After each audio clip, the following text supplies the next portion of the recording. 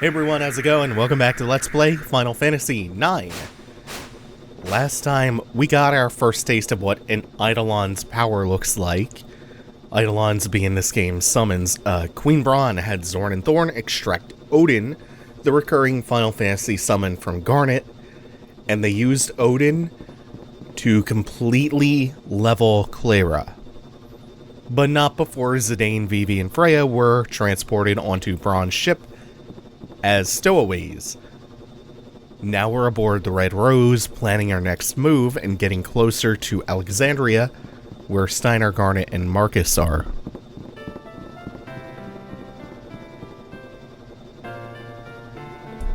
We witnessed them get trapped and Garnet taken away, put under some kind of sleeping spell, before the Eidolon was extracted from her. And Beatrix is here as well, who she kicked our asses twice in a row. And it wasn't close. That second fight was going well for us, just gameplay-wise, but yeah, she beat that ass real good.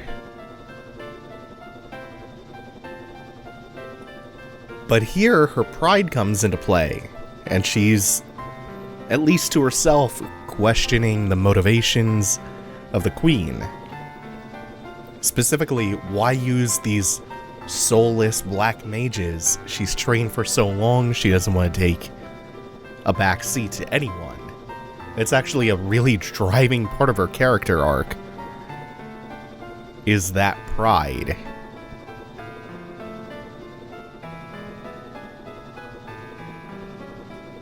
And yes, we have learned that Braun is also aboard her signature airship, the Red Rose. So we're just going to continue stowing away and eavesdropping, learning what we can. This whole scene is going to serve as a rather large exposition dump.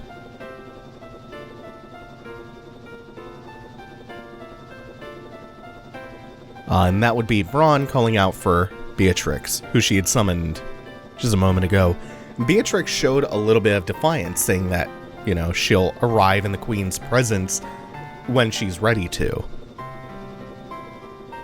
And that was the jewel from the harp that Braun just snatched from Beatrix, after Beatrix had taken it in Clara. And now we have, like, these MacGuffins set up of these magical enchanted jewels. We know that there was the one that was just snatched from the harp in Clara by Beatrix. Another one, they mentioned it a couple of times, but it hasn't become too big of a plot point. The other one Garnet has on a pendant around her neck.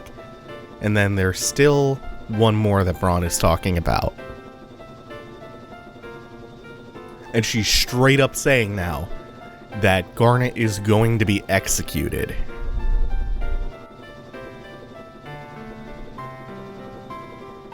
And Zidane is not doing well with that news.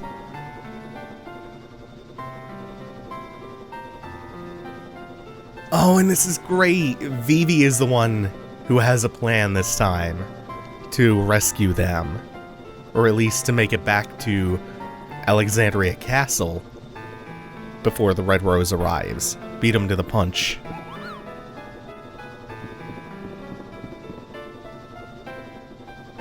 Oh, this is the best. No, I want to talk to Vivi, Freya.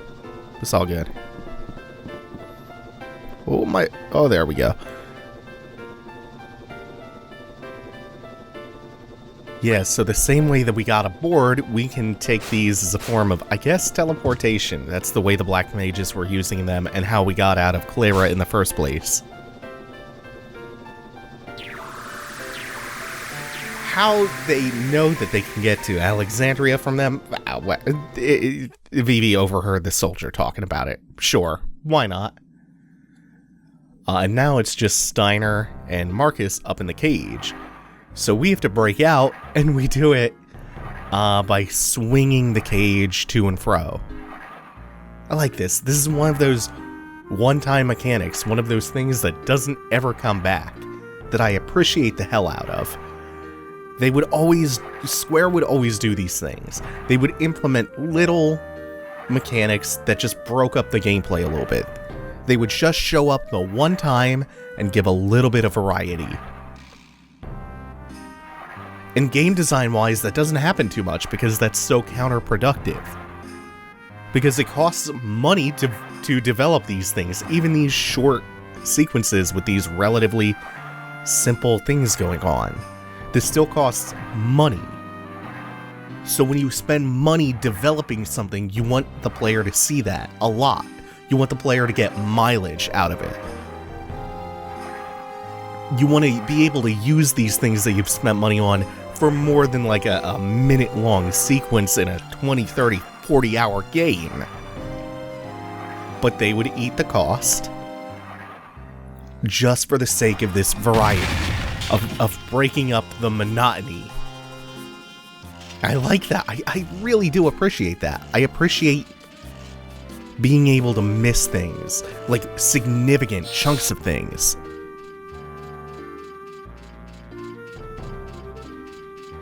I appreciate small mechanics that just rear their head once, instead of it being tied into like the core gameplay loop. But normally, that doesn't happen, and it's understandable. You don't want to spend money on 5 seconds of gameplay that'll never be seen again. It's not the most cost-effective way of making a game.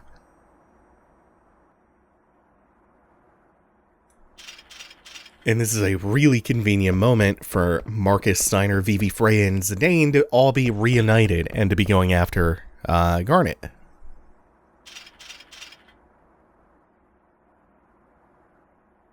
And now, the other shoe drops for Steiner. We have 30 minutes before the Red Rose gets here. And Steiner now knows for sure what the Queen is up to. That she's going to have Garnet executed, that her motives are... her motives are not pure, or good in any way, or just. So that inner turmoil that was bubbling up in Steiner, that's been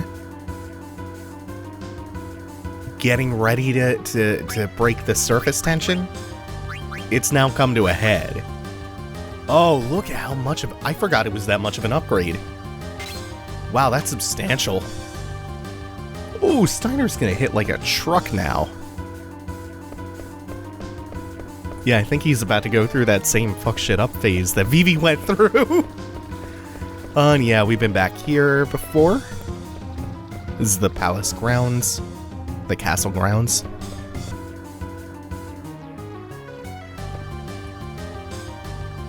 Oh, no. Yeah, there's gonna have to be a cut. Did I... Up the stairs here, did I go through this door here? Because I'm looking for the Queen's chamber. I'm such a stupid asshole. Yeah, we're on our way to the Queen's chambers, and I just didn't go north from the stairwell. I went everywhere else in the castle first, and just wasted all the time in the world. We have to move this candle in order to move the fireplace and reveal this hidden chamber. Oh, now we do a little bit of this platforming. You know, wait for it to do a 180, jump off, and then wait for it to do another 180 and jump back on. Because this way we can get these 2 chests. And even though we have a 30-minute limit, that is, even with me being a dumbass and getting a little lost. Another ice brand, hey. I guess we can put that to use through synthesis. Even with me getting myself lost and turned around, this is still an extremely, extremely generous timer. Just take note that it is ticking down in real time during battles and while you are in the equipment and, you know, all those submenus. You see another one of those rotating platforms that's not currently in use, so you can draw some conclusions about that, and the fact that we will probably be back here later. through this chamber, I think is where Garnet is resting. Yeah, we've seen this room before.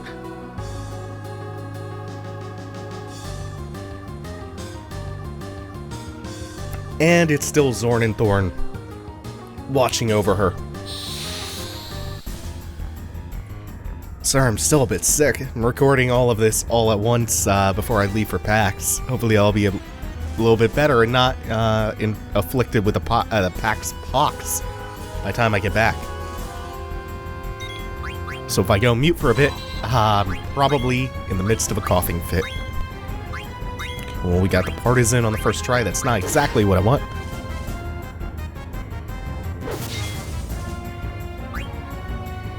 So you want to alternate attacks between Zorn and Thorn, because one will buff the other.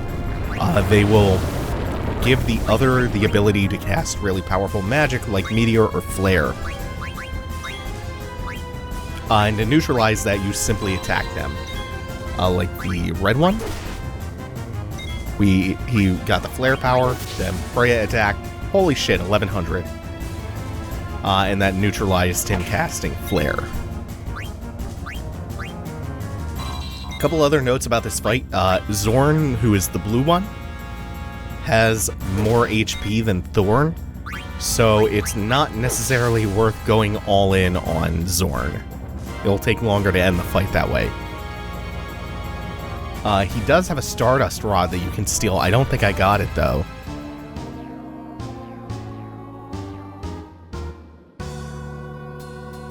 Also, Zorn and Thorn weren't originally intended to be twins. The first draft of the game's script had them as just one tall man named Zorn.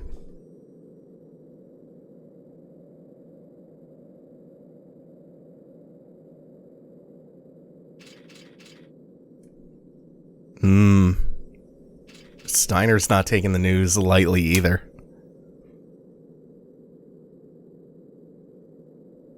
Quite despondent he is. But at least Garnet is still alive. This is an existential crisis for Steiner.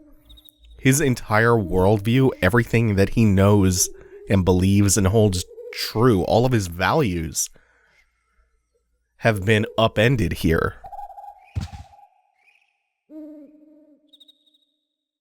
Yeah, brief cutaway to Marcus back in the evil forest. He's already gotten there. After like 10 minutes real time. Don't know what that is in game time. Apparently it's enough for him to reach the forest from Alexandria Castle. Oh, the timeline gets a little funky here, but it's not that important. Oh, we're not coming back here just yet. Oh my god, yes, this theme again for the escape. Oh, it's so good!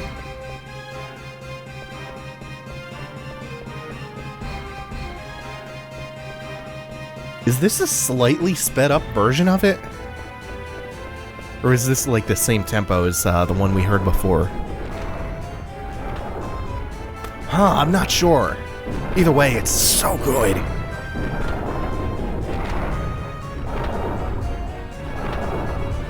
And we could have jumped on that anytime because it goes all the way around.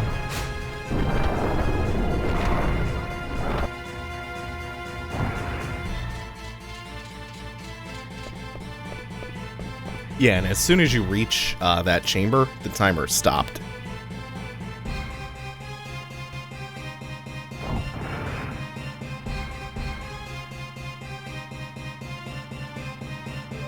Devoted my whole life to serving you and the princess. Why have you done this? Why did you harm the princess? Did you see that? He didn't call him Rusty. So we are gonna let sleeping Daggers lie.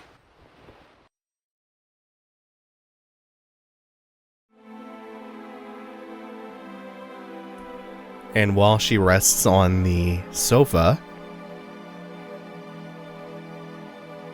Oh, this is so good. This is such a good character moment between him and Zidane.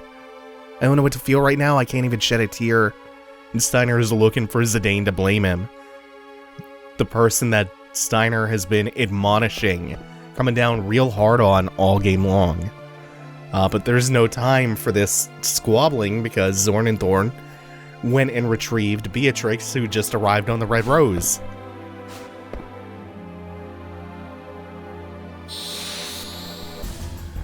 And now we have our third encounter in a row with Beatrix. We know how this went the last 2 times. Only difference now is we have, instead of Kina, we have Steiner subbing in.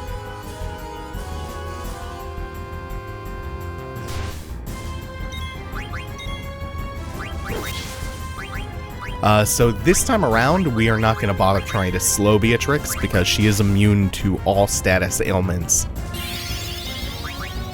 Also, she wasn't originally in the game, I should point out. Beatrix was not a planned out character the first time around. She was added later in the script as a foil for Steiner. So the way all 3 battles with Beatrix go is that either after 10 turns pass or after you deplete all of her HP, she will just automatically win the fight. Also note she's casting Cura again. So either, win condition, quote unquote, because you lose the fights, is enough to end it. One way or another, she will wind up casting an AoE ability and bringing everybody down to 1 HP. This time around, we're a little bit sturdier though, so she's at least having a harder time one-shotting us with her normal attacks.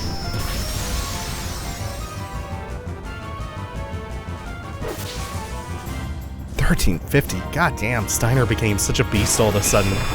We might actually just drain all of her HP this time. Not having much luck stealing. I think we got everything worthwhile from her already. And there it is. Is this one gonna be climb hazard? Yeah.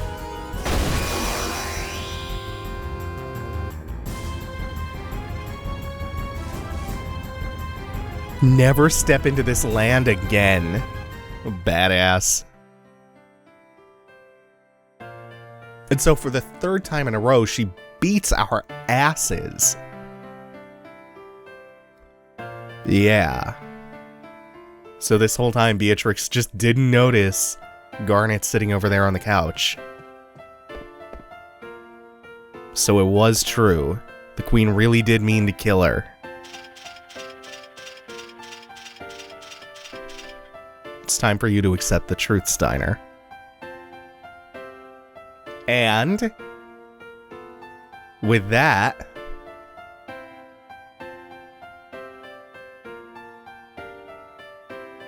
it's too late to seek forgiveness, but you can still save Dagger.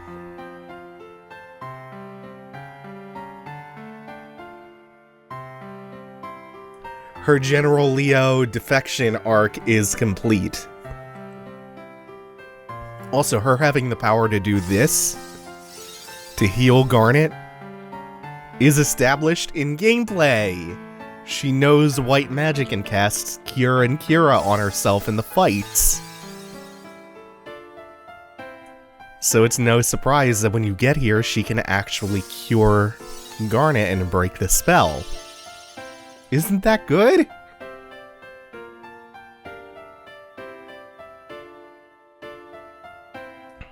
They are setting that up in advance, that she has the ability to undo that spell. And now Garnet and the rest of the party are reunited for the first time since they parted ways near the end of Disc 1.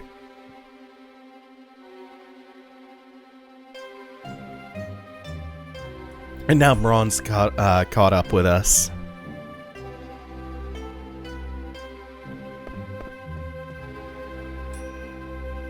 And Beatrix is going to firmly stand against her queen now.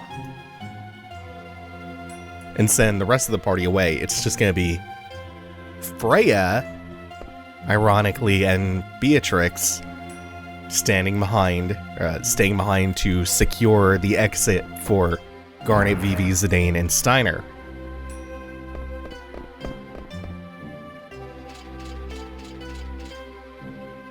And these two are going to be fighting a new enemy, the Bandersnatch. At first, it looks like it's going to wind up being a boss fight, but then you hear the music kick in, plus we'll see more of these later. Their lick ability can put either party member to sleep.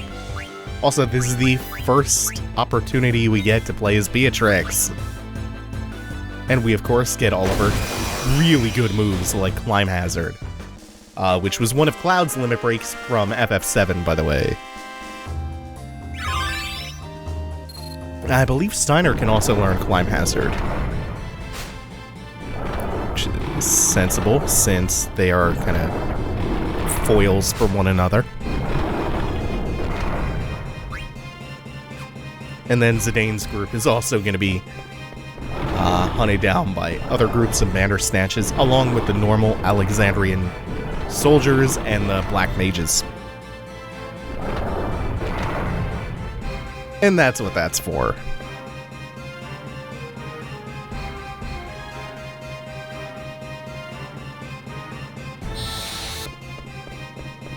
Black mages who we've gotten very, very familiar with.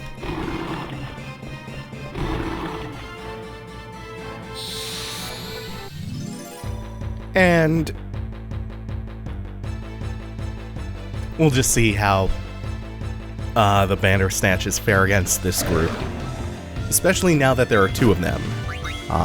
The only thing that's a little bit problematic is the lick ability, which again puts someone to... Oh, tongue. Yeah, that dog-tongued Steiner! Put him straight to sleep.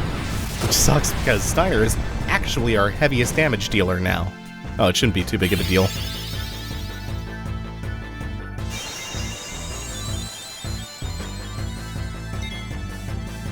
But still. Ah, man, if that... I think they have, like, just about 700. Probably would have been a kill if I had hit with Dagger instead of doing the cure-all. Hey, he's awake enough to celebrate. Good for Steiner. What a good boy he's become!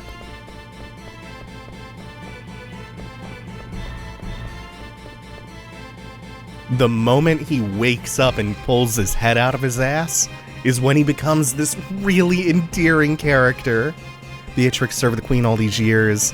Freya lost her comrades. The Queen will never forgive them. She'll kill them both.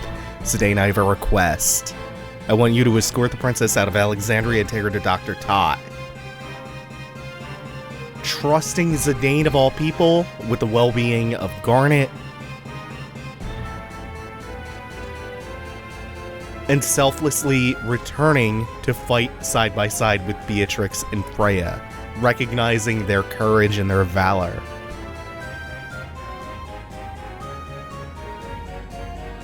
Steiner is the goddamn best.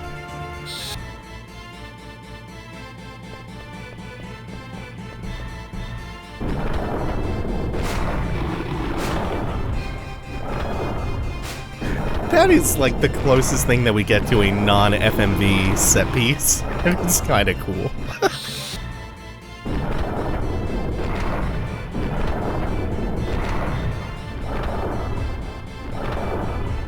And look who's coming in for the assist. Damn it. Yes! Captain Adalbert Steiner.